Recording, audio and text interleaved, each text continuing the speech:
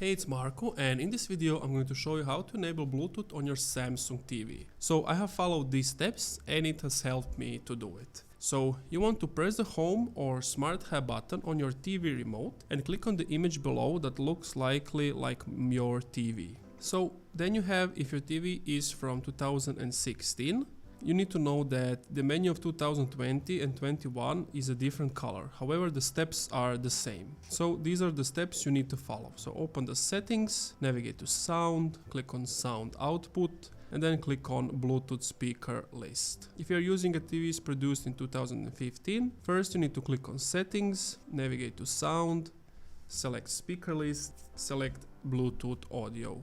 If it's produced in the 2014, click on settings, navigate to sound, select speaker settings and turn add new device on. If it's for 2013, click on settings, sound, speaker settings, sound share settings, add new device, and then add it that way.